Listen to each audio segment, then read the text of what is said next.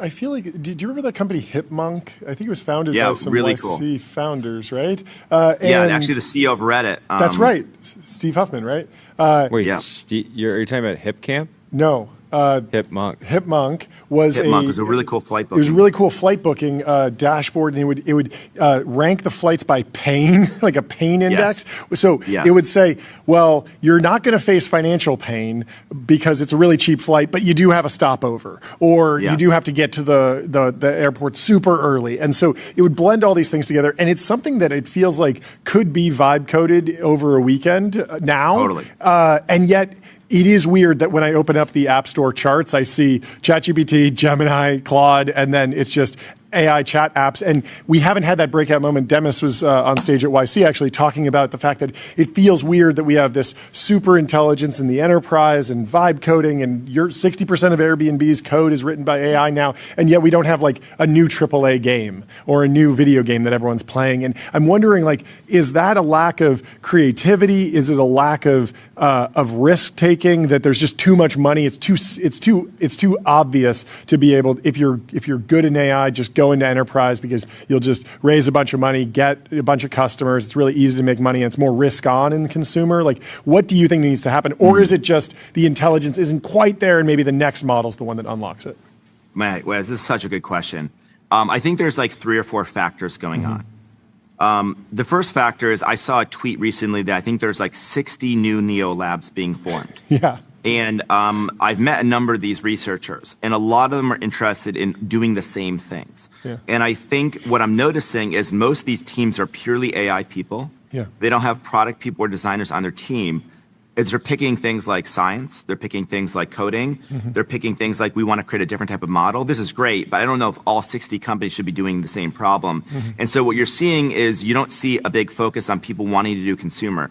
I think some people think that the AGI can just figure out consumer. I think that's maybe overly simplistic thinking. I do think you have to have a point of view about consumer. So I think that's the first point. I think the second point is, Silicon Valley's become more vibe and trend based than when I came to Silicon Valley 2007, although it was back then. And one of the things I think when people see enterprise companies doing well, they go into it. And I think there's this like natural flywheel. The other thing is, I know in Y Combinator, for example, we teach the Y Combinator companies use the other companies as their customers. Yeah.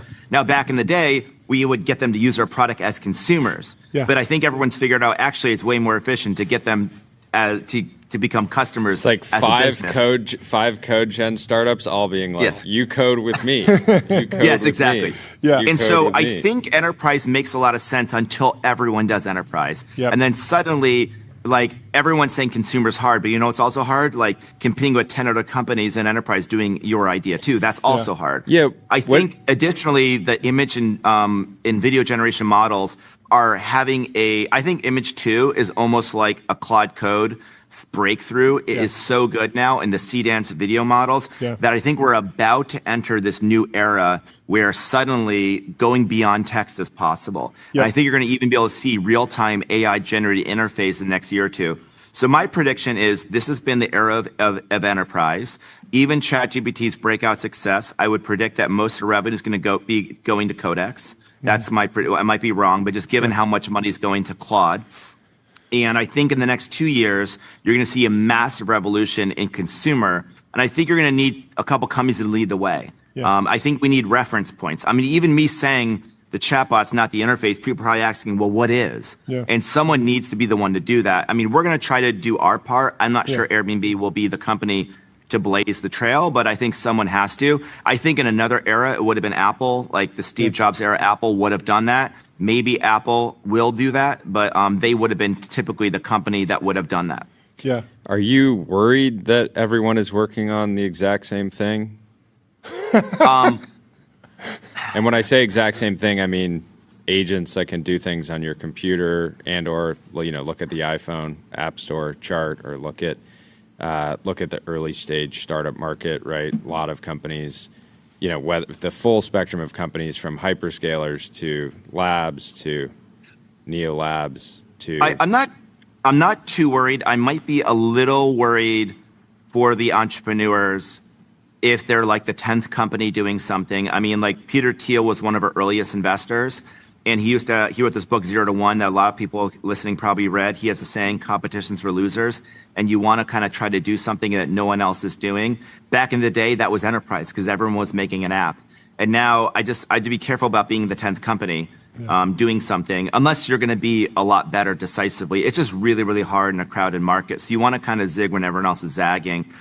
So I'm not too worried, but maybe a little bit. And I would just encourage entrepreneurs to try to claim a space for their own. And by the way, Airbnb was that. It was kind of accidental, but like in 2007, everyone wanted to do like a social networking something. And we were like, it was tempting for us to try to be a social networking something as well. It was accidental that we inflated through airbeds one weekend and created airbed and breakfasts, and people thought it was the worst idea ever. I guess it became like the worst idea that ever worked, but we carved our own space, as did Uber, and we weren't trying to be anything else. And so and by the way, OpenAI wasn't trying to be anyone else either. Maybe they were a little bit like DeepMind, but AI was not the thing when OpenAI and Anthropic got started. So I do think there is something about not chasing trends. I think once it's a trend, it can be a little crowded, and to try to claim out your own space. And I would say there's so much of the US economy that AI hasn't yet touched.